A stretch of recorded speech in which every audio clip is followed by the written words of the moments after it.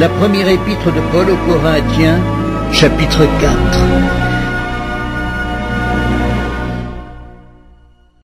Ainsi qu'on nous regarde comme des serviteurs de Christ et des dispensateurs des mystères de Dieu. Du reste, ce qu'on demande des dispensateurs, c'est que chacun soit trouvé fidèle. Pour moi, il m'importe fort peu d'être jugé par vous ou par un tribunal humain. Je ne me juge pas non plus moi-même, car je ne me sens coupable de rien. Mais ce n'est pas pour cela que je suis justifié. Celui qui me juge, c'est le Seigneur. C'est pourquoi ne jugez de rien avant le temps, jusqu'à ce que vienne le Seigneur, qui mettra en lumière ce qui est caché dans les ténèbres, et qui manifestera les desseins des cœurs. Alors chacun recevra de Dieu la louange qui lui est due. C'est à cause de vous, frères, que j'ai fait de ces choses une application à ma personne et à celle d'Apollos, afin que vous appreniez en nos personnes à ne pas aller au-delà de ce qui est écrit, et que nul de vous ne conçoive de l'orgueil en faveur de l'un contre l'autre. Car qui est-ce qui te distingue ? Qu'as-tu que tu n'aies reçu? Et si tu l'as reçu, pourquoi te glorifies-tu comme si tu ne l'avais pas reçu? Déjà vous êtes rassasiés, déjà vous êtes riches.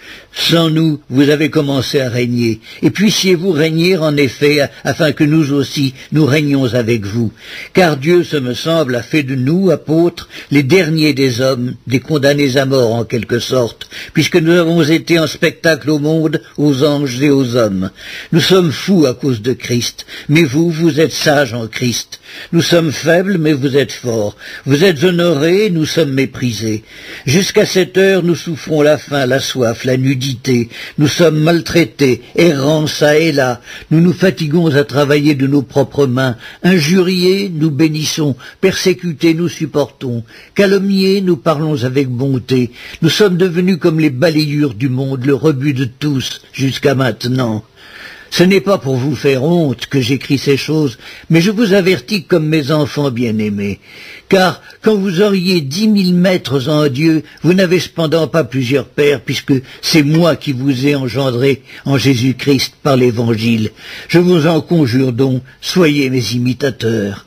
Pour cela, je vous ai envoyé Timothée, qui est mon enfant bien-aimé et fidèle dans le Seigneur. Il vous rappellera quelles sont mes voies en Christ, quelle est la manière dont j'enseigne partout, dans toutes les églises. Quelques-uns se sont enflés d'orgueil comme si je ne devais pas aller chez vous, mais j'irai bientôt chez vous, si c'est la volonté du Seigneur, et je connaîtrai non les paroles mais la puissance de ceux qui se sont enflés.